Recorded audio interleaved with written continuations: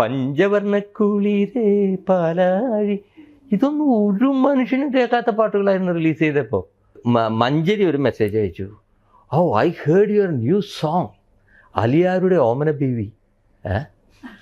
പറഞ്ഞു അത് ഭയങ്കര ഹിറ്റാണ്, ഇറ്റ്സ് എ ബ്യൂട്ടിഫുൾ സോങ്. ഞാൻ പറഞ്ഞു അത് ഏതാണ്ട് ഒരു 6 കൊല്ലമായി റിലീസായിട്ട്. It was an old serious scene. അവർ അയ്യോ ഞാനെപ്പോഴൊക്കെ കേട്ടപ്പോൾ എല്ലാ ഇതിലൊക്കെ ഭയങ്കരമായിട്ട് അത് വരുന്നു. ഒരു മറ്റേ എന്താണ് വാങ്ക് എന്ന് പറഞ്ഞൊരു പടത്തിലെ പാട്ടാണ്.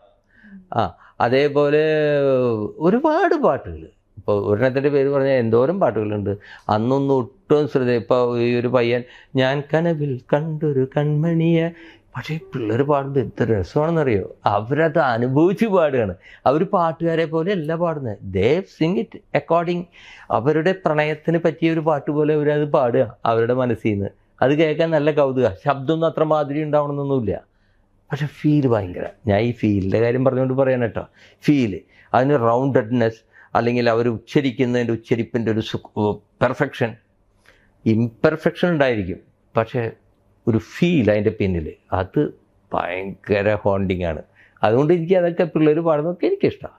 എന്ന് വെച്ച് കഴിഞ്ഞാൽ പഴയ പാടിയിട്ട ആൾക്കാരും അത് അപാരമായിട്ട് പാടിയിട്ടുണ്ട്, പക്ഷേ ജനങ്ങളതൊന്നും അന്ന് കേട്ടില്ല ശരിക്ക്. എത്രയോ പാട്ടുകളുണ്ട്. ഇത് വളരെ കാശിത്തുമ്പക്കാവായി, ഇതൊക്കെ ഇത് ഹിറ്റായതിനു ശേഷം കുറേ കഴിഞ്ഞിട്ട് ഞാൻ അറിയുന്നത്. ഇതൊക്കെ ഭയങ്കര ഹിറ്റാണ്. ഞാൻ ഓരോ സ്ഥലത്ത് പ്രോഗ്രാം ചെയ്യുമ്പോൾ ആ കാശിത്തുമ്പായി കാവായി പാടണട്ട്. ഞാൻ പറഞ്ഞു അതെന്തിനു പാടണം, അത് ആരും കേട്ടിട്ടില്ലാത്ത അയ്യോ സാർ അത് ഭയങ്കര ഹിറ്റാണ് എന്ന് പറഞ്ഞു. പിന്നെ പഞ്ചവർണ്ണക്കുളിരേ പാലാഴി, ഇതൊന്നും ഒരു മനുഷ്യനും കേൾക്കാത്ത പാട്ടുകളായിരുന്നു റിലീസ് ചെയ്തപ്പോൾ എന്ന് പറഞ്ഞ കൂട്ടത്തിൽ ഈ ദേവദൂതർ പാടിയെന്നുണ്ടായി. അത് ഇതേപോലെയല്ല ഹിറ്റായത്, അതൊരു വല്ലാത്ത ഹിറ്റാണ്. ചാക്കോച്ചൻ അതിലൊരു ഡാൻസും കൂടി ചെയ്തപ്പോൾ ഇതെന്താണെന്നറിയോ, ഈ മാർക്കറ്റിങ്ങിൻ്റെ ഒരു സ്വഭാവം നിങ്ങൾക്കറിയാലോ. ഏതൊരു പ്രോഡക്റ്റ് നന്നായി ഉണ്ടാക്കിയിട്ട് കാര്യമൊന്നുമില്ല, ഇത് മാർക്കറ്റ് ചെയ്ത് ജനം ഇത് മനസ്സിലാക്കണം, എന്നാലേ സാധനം വാങ്ങിക്കുള്ളൂ.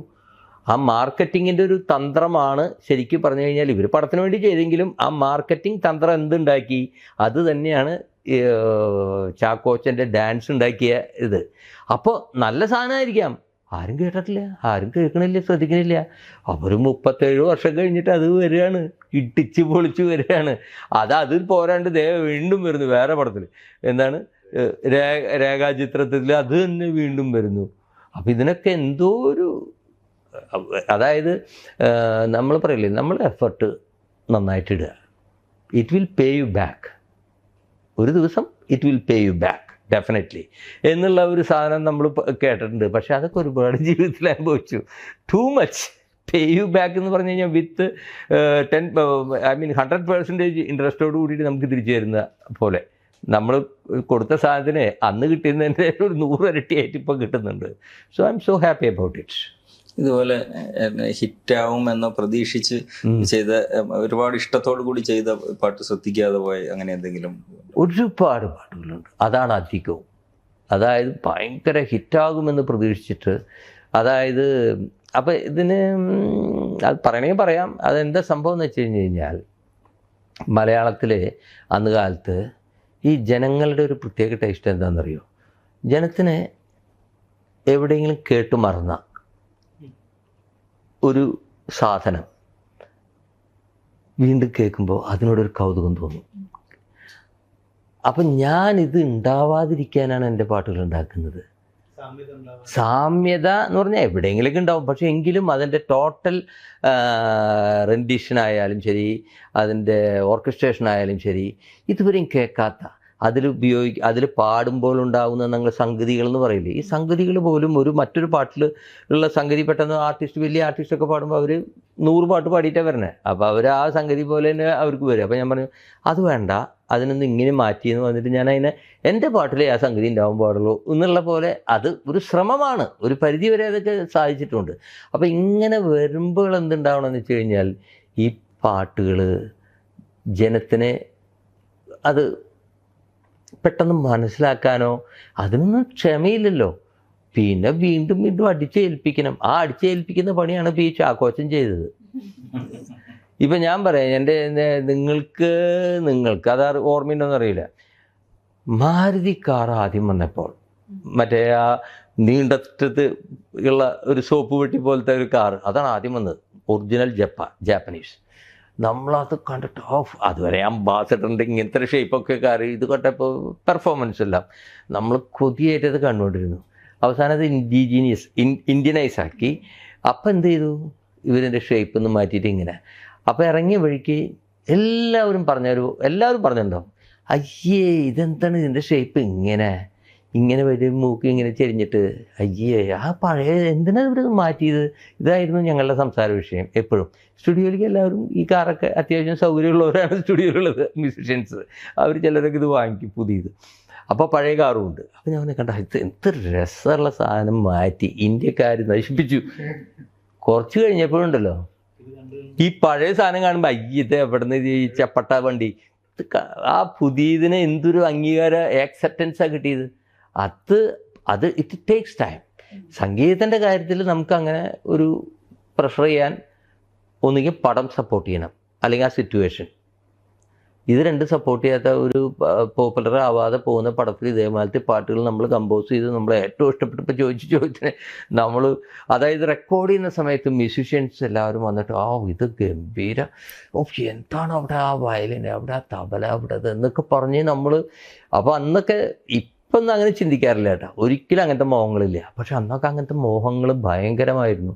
ഇതിങ്ങനെ കാണുമ്പോൾ നമ്മൾ ഇത് ഭയങ്കര ഹിറ്റാവും, സ്വപ്നങ്ങളാണ് നമ്മളുടെ സ്വപ്നം. ഇത് ഹിറ്റാവുന്നു, ഇതിന് മറ്റത് കിട്ടുന്നതിന് അവാർഡ് കിട്ടും, എല്ലാം ചിന്തിച്ചിട്ട് അവസാനം ഒരാളും ആ പാട്ട് ശ്രദ്ധിക്കാണ്ട് പോകും.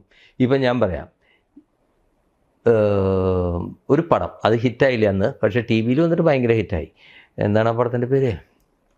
ഒരു പ്രേതപ്പടം ഉണ്ടായിരുന്നല്ലോ, ഹൃദയം മാറ്റി വയ്ക്കുന്നത്, ആയുഷ്കാലത്തിൽ കമലും ഞാനും ഇങ്ങനെ പാട്ടൊക്കെ ചെയ്തു. അപ്പോൾ ആ സിറ്റുവേഷനിൽ കമലിൻ്റെ പാട്ട് ഭയങ്കര ഇഷ്ടമായി. കമലിൻ്റെ ഭാര്യയ്ക്കും ഭയങ്കര ഇഷ്ടമായി. കമൽ പാട്ടൊക്കെ അയച്ചു കൊടുത്തു. ഭാര്യയും പറഞ്ഞു ഭയങ്കര അഭിപ്രായം. അങ്ങനെ ഞങ്ങൾ റെക്കോർഡിങ് ഓൾമോസ്റ്റ് കഴിഞ്ഞു. പിറ്റേ ദിവസം കമൽ പോകണം. അപ്പോൾ തലേദിവസം ഞാൻ എൻ്റെ കാറിൽ വന്ന് ഭക്ഷണം കഴിക്കുന്നതിന് മുമ്പ് കുറച്ച് നേരം പാട്ട് കേൾക്കാമെന്ന് പറഞ്ഞ് എൻ്റെ കാറിൽ ഇരുന്നിട്ട് ആ പാട്ട് കേട്ടു. അപ്പോൾ കമൽ കൂട്ടത്തിൽ പറഞ്ഞു, എൻ്റെ വൈഫ് പറഞ്ഞു, ഇനി ഔസേപ്പച്ചനെ വിട്ട് വേറൊരു മ്യൂസിക് ഡയറക്ടർ നമുക്ക് വേണ്ട. അത്രയും ആ പാട്ടിനോടുള്ള ഇഷ്ടം തോന്നി. ഇത്രയൊക്കെ പറഞ്ഞു കഴിഞ്ഞാൽ ഞാൻ എന്താ ധരിക്കുക, ഈ പടം ഇറങ്ങുന്നതോടുകൂടി പാട്ട് വൻ ഹിറ്റാവെന്ന് വിചാരിച്ചു. ഒരൊറ്റ മനുഷ്യൻ ആ പാട്ട് കേട്ടിട്ടില്ല, ആർക്കും അറിഞ്ഞുകൂടാ. 10-15 കൊല്ലത്തിന് ശേഷമാണ് ഈ സാധനം കൂടി കയറി എവിടെ പോയാലും മൗനം സ്വരമായി എന്ന പാട്ടില്ലാണ്ട് എനിക്കൊരു ഗാനമേള നടത്താൻ പറ്റില്ല. അതേമാതിരി ആയിപ്പോയി. ഇറ്റ് ടേക്സ് ടൈം, ആ ഒരു കാലങ്ങൾ. അപ്പോൾ അതേമാതിരി ഇനിയും ഒരുപാട് പാട്ടുകളുണ്ട്. പെട്ടെന്ന് ചോദിച്ച ഒരു പാട്ടൊന്നും എനിക്ക് പറയാൻ പറ്റില്ല. കാരണം എന്ന് വെച്ച് കഴിഞ്ഞാൽ നിങ്ങളും കേൾക്കാത്ത പാട്ടുകളാണ്. ഞാനത് ഓരോ സമയത്ത് ഇങ്ങനെ ആലോചിച്ച് വരുമ്പോൾ ഈ പാട്ടിനെ കുറിച്ച് പറയാൻ എന്തൊരു നല്ല പാട്ടാണ്. അത് വെറുതെ ഇരിക്കുമ്പോൾ ചിന്ത വരും. ഇപ്പം ചോദിക്കുമ്പോൾ ഏത് പാട്ടാണ് അങ്ങനത്തെ പാട്ടുകളെന്ന് എനിക്ക് പറയാൻ പറ്റുന്നില്ല. കാരണം ഇപ്പം മുഴുവനായിട്ട് നമുക്ക് പറയാനും പറ്റില്ല. കാരണം ഇതൊക്കെ പിന്നീട് ഹിറ്റാവാനും ചാൻസസ് ആർ ദെയർ. ഇന്നത്തെ കാലത്ത് ഈ യൂട്യൂബൊക്കെ വന്നതുകൊണ്ട് ഒരുപാട് പാട്ടുകൾ അങ്ങനെ വന്നിട്ട് ഹിറ്റാവുന്നുണ്ട്. സിനിമയുടെ ജയപരാജയം ഒരു ഘടകം തന്നെയാണ്. ഭയങ്കരം, ഒരു ഘടകമല്ല, 100% അതാണ്. സിനിമ ജയിച്ചു കഴിഞ്ഞാൽ ഏത് പൊട്ടപ്പാട്ട് വരെ ഹിറ്റാവും, ടോപ്പാവും, ടോപ്പാവും. അത് സംശയമില്ലാത്ത കാര്യം. അതൊക്കെ നമുക്കറിയാം. അത് നമ്മളുടെ അപ്പം അതിൻ്റെ കൂട്ടത്തിൽ പാട്ട് കൂടി നന്നായാൽ വൻ ഹിറ്റായി മാറും. ഈ ഏറ്റവും കംഫർട്ടബിൾ ആയിട്ടുള്ള തോന്നിയിട്ടുള്ള രാഗങ്ങൾ അങ്ങനെയൊന്നുമില്ല. അതൊരു തെറ്റായ ധാരണയാണ്. രാഗം എന്ന് പറയുന്നത് സിനിമയിൽ രാഗാധിഷ്ഠിതമായിട്ട് നമ്മൾ പാട്ടുകൾ ഉണ്ടാക്കുന്നില്ല എന്നുള്ളതാണ് സത്യം. വല്ല പാട്ടുകളും ചിലപ്പോൾ ഒരു രാഗത്തിൽ ഉണ്ടാക്കണം എന്ന് പറഞ്ഞിട്ട്, രാഗം അല്ലല്ലോ, ഒരു സീൻ, ഒരു സിറ്റുവേഷൻ, അതിൽ വരുന്ന വരികൾ, ആ വരികൾക്ക് എന്ത് രാഗം വേണമെന്നുള്ളതല്ല, ആ വരികൾക്ക് എന്ത് ഭാവം കൊടുക്കണം എന്നുള്ളതാണ് നമ്മളുടെ ആവശ്യം. അപ്പോൾ ഒരു നമ്മൾ കൊടുക്കുന്ന ഈണങ്ങൾക്ക് ഓരോ രാഗങ്ങളുടെ ഛായ ഉണ്ടാവും. എല്ലാ നോട്ടിനും എത്രയോ 10,000-കണക്കിന് 30,000-കണക്കിന് രാഗങ്ങളുണ്ട്. അപ്പോൾ ഇതിൽ ഏതെങ്കിലും ഒരു രാഗത്തിൽ കൂടെ കടന്നു പോകുന്നുണ്ടാവും. പിന്നെ ഇന്ന രാഗത്തിൽ വേണമെന്ന് പറഞ്ഞിട്ട് ചെയ്ത പാട്ടുകളും ഉണ്ട്. അത് വളരെ റെയറായിട്ട്. പണ്ട് കാലത്തൊക്കെ ഈ ദക്ഷിണാമൂർത്തിയൊക്കെ സ്വാമി ചെയ്യുമ്പോൾ അന്ന് എങ്ങനെയാണെന്ന് വെച്ച് കഴിഞ്ഞാൽ ലിറിക്സാണല്ലോ ആദ്യം വരുന്നത്. ലിറിക്സ് എഴുതുമ്പോൾ സ്വാമി ട്യൂൺ ചെയ്യും. അപ്പോൾ ട്യൂൺ ചെയ്യുന്ന നേരത്ത് കൊള്ളാം.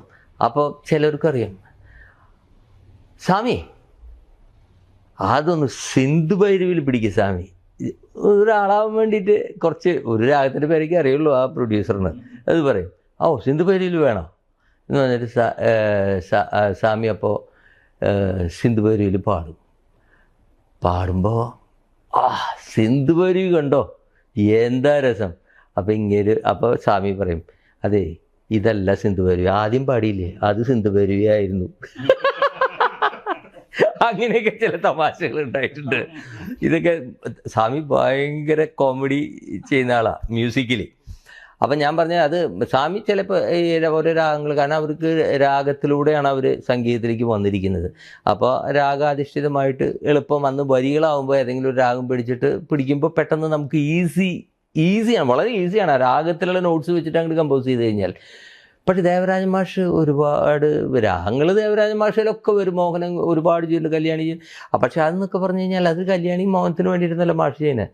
ഒരു ലിറിക്ക് കിട്ടുമ്പോൾ അതിന് എന്ത് വേണം,